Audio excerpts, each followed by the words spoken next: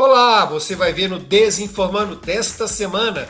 Luciano Hang recomendou um medicamento que promete acabar com a gastrite e a gordura no fígado.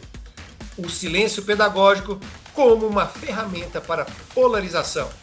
E o branco no vestido das noivas não tem a ver com a pureza? Desinformando 132 já está na rede.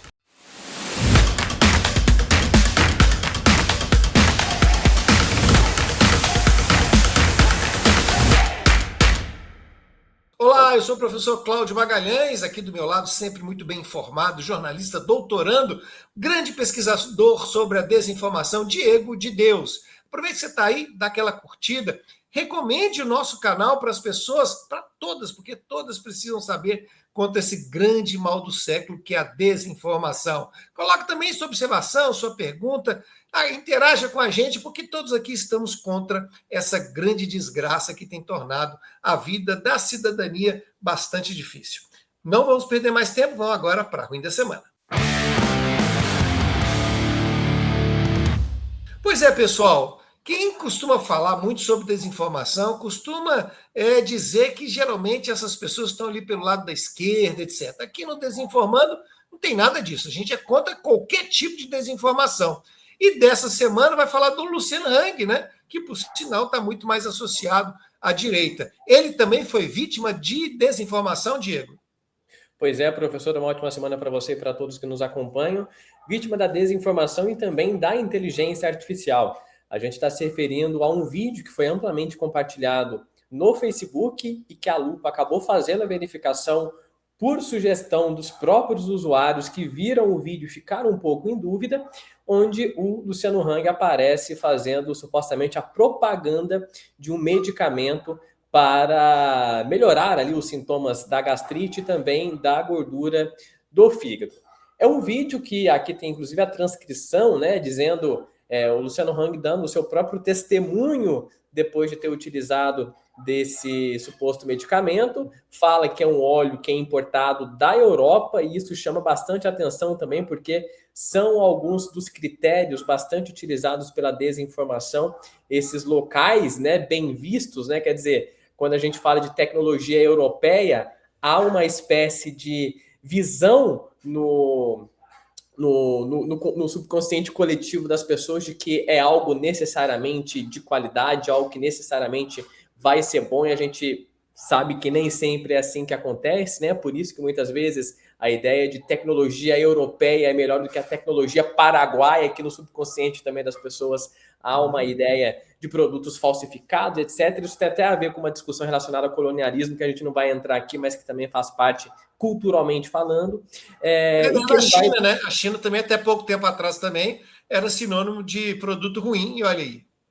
Exatamente. Então, assim, são vários casos que a gente pode trazer para poder elencar também essa discussão. E aí é um vídeo gerado por inteligência artificial, né? O pessoal da Lupa fez o teste em várias ferramentas de verificação, né, de conteúdo utilizado, criado por IA, então, como é o caso desse Raya.com, e o próprio Gemini também foi consultado para poder saber do grau, né, de sintética que esse conteúdo possivelmente teria. Então, a voz teve acusação de que foi gerado por inteligência artificial, a imagem em si, a partir de alguns indícios. Então, o rosto do Luciano Hang aqui tinha um movimento muito uniforme, ele ia e voltava fazendo o mesmo gesto o tempo todo, com o olho, com a boca e assim por diante. Então, foram alguns indícios que as pessoas já conseguiram identificar. E também a Lupa entrou em contato com a própria assessoria do Luciano Hang,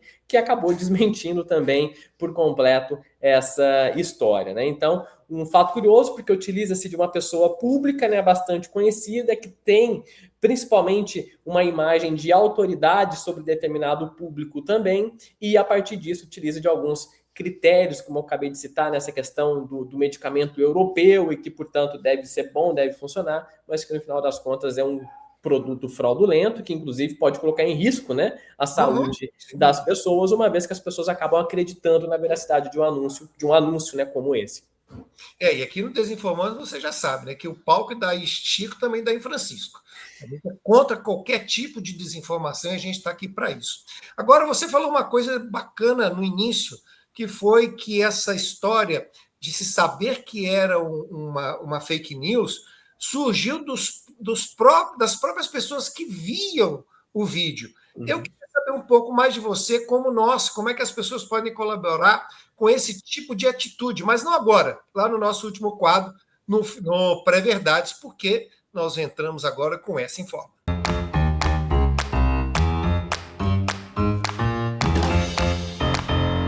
Então, pessoal, como você sabe, o Essa Informa, a gente traz a ciência para poder nos ajudar contra a desinformação. Toda semana a gente traz artigos aqui bastante legais de como é que a universidade, como é que os núcleos de estudos, centros de pesquisa estão combatendo essa desinformação e trazendo bastante informação para a gente.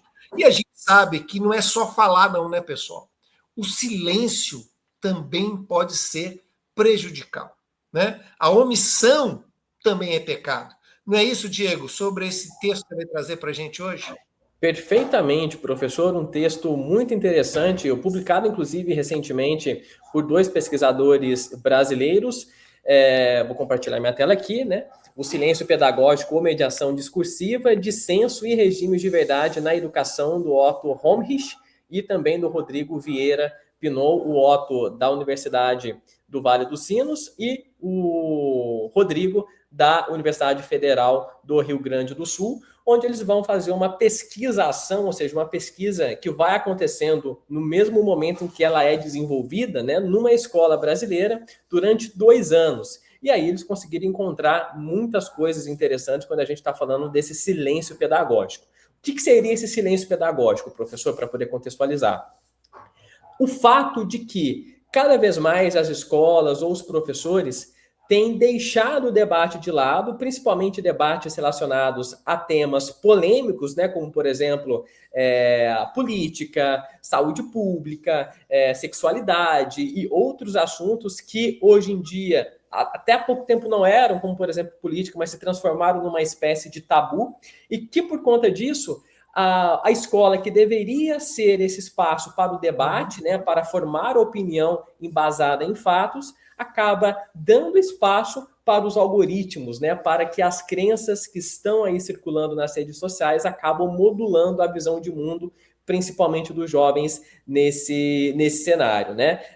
Esse contexto de pós-verdade, como os autores vão colocar, que é baseado justamente nesse apelo às emoções, nesse apelo às crenças, uma vez que a escola omite o debate, né, faz esse silêncio pedagógico, porque entende-se que seria equivocado trazer assuntos como esse em sala de aula, mas deixa que essas opiniões sejam embasadas principalmente em desinformações por meio das redes sociais. E aí, dentro dessa pesquisa realizada durante esses 2 anos, eles fazem também, eles criam, na verdade, 6 tipos de perfis que os professores poderiam executar em sala de aula. É o que eles vão chamar de mediação discursiva, que tem a ver com referencial teórico. Eu não vou entrar nessa parte, mas eu vou explicar quais são esses perfis e nas próximas semanas a gente vai detalhar cada um deles.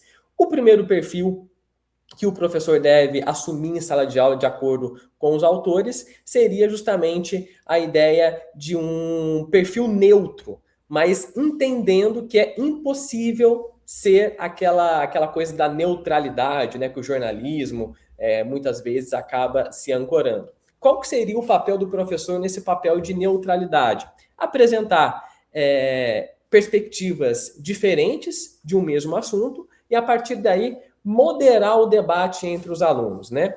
Entender tanto uma perspectiva quanto outra, para que assim o debate possa ser colocado, mas também deixando claro que é impossível ser neutro, porque a maioria das questões que estão colocadas aí no nosso dia a dia, elas são atravessadas por relações de poderes, relações políticas, relações econômicas e assim por diante. Então, o professor seria uma espécie de árbitro, né? Ele iria moderar o debate entre os alunos, apresentando as perspectivas, as potencialidades e as fragilidades de cada ponto de vista diante de um mesmo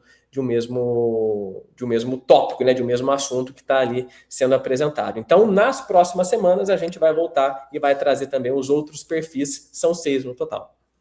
Legal, sabendo que sempre todas as nossas indicações de texto estão aqui na descrição do nosso vídeo, né? Eu estou curiosíssimo para saber dos outros professores, dos outros perfis, mas sempre lembrando, pessoal, que qualquer que seja a escolha do professor, se esse professor ou essa professora não tiver o apoio institucional, fica muito difícil de segurar essa barra aí dentro de sala de aula.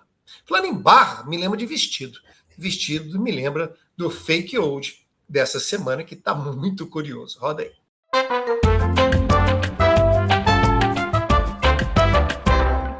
Ô Diego, você vem aqui sempre para poder quebrar todas as questões que eu, desde novinho, tenho convicções. Uma delas era assim, a gente ia para a igreja e falava assim que até era uma coisa meio careta. As noivas têm que casar de branco, porque o branco representa pureza. É um negócio bobo, moralista, mas é algo que estava ali no nosso imaginário. Aí você vem e derruba essa história, não tem nada a ver com moralismo, tem a ver com mercado têxtil. É isso? Isso, professor, atravessa muitas questões também. Inclusive, foi um vídeo que acabei vendo nas redes sociais, fui atrás para poder saber, né, da autenticidade da versão da história contada, e realmente ela se sustenta, e não somente em um contexto específico, mas também em outros, né? Isso porque, professor, até no século XIX, até o século XVIII, principalmente, eram muito comuns os casamentos terem as noivas de vestidos dourados, vermelhos, até mesmo verdes, a depender da cultura, e isso se mantém até... vestido de vermelho e verde? Exatamente, existia. Inclusive, essa tendência ainda continua, que a reportagem do Brasil, Escola do UOL, traz alguns contextos onde as noivas ainda se vestem assim por conta da cultura, né? Como é o caso do Peru, no Paquistão e também na Indonésia.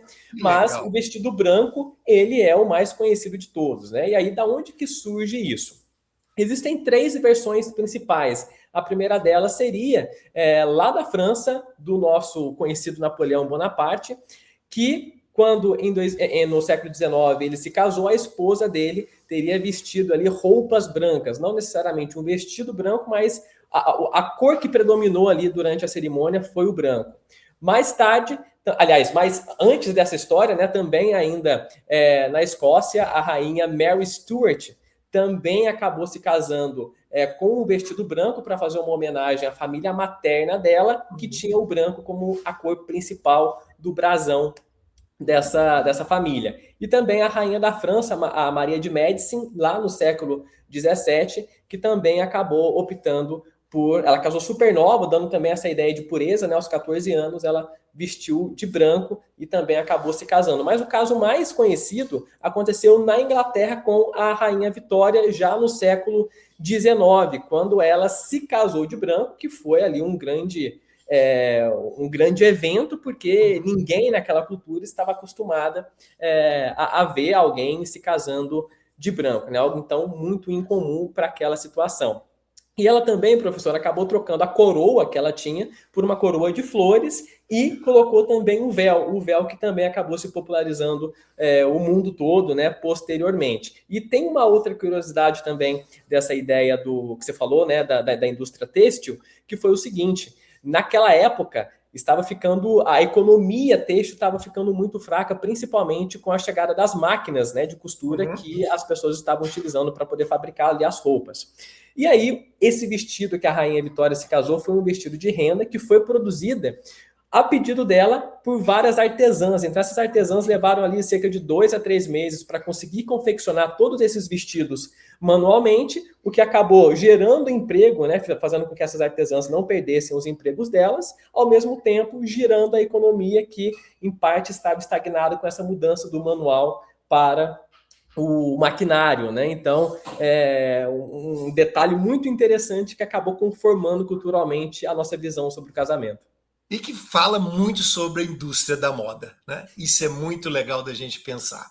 Claro que também teve essa questão da pureza, ela também acabou, as igrejas cristãs, né, principalmente a igreja católica, acabou pegando o gancho, né? Para não dizer que foi uma questão da indústria da moda, acabou que se reproduziu nas igrejas católicas, né, que o branco tinha a ver com pureza, mas era mais para poder justificar o uso dos brancos e não dizer que era porque estava todo mundo querendo seguir as rainhas que vestiam de branco.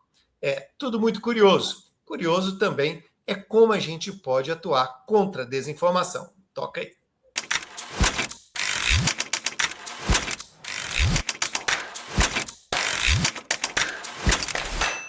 Então, Diego, vamos voltar lá para o primeiro quadro. Você diz, então, que a questão do Luciano Hang foi descoberta ou foi instigada a mostrar que era uma fake news através dos próprios usuários da internet que denunciaram isso. Como é que é isso? Como é que as pessoas podem fazer para seguir esse tipo de exemplo?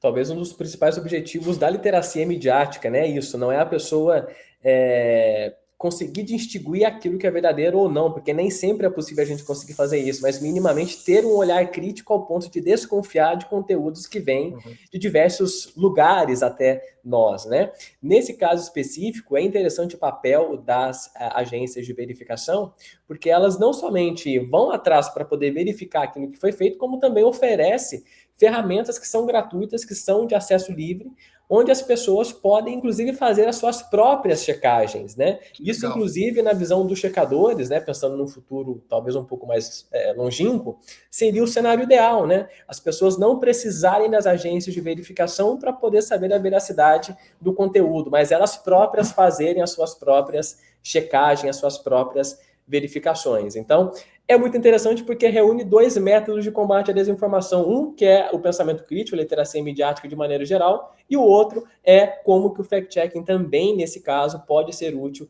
quando a gente está falando desse contato, principalmente entre o público, de ver algo que não foi capaz de distinguir, mas mandar para verificadores fazer essa checagem profissional e, enfim, trazer a informação mais correta para o público posteriormente.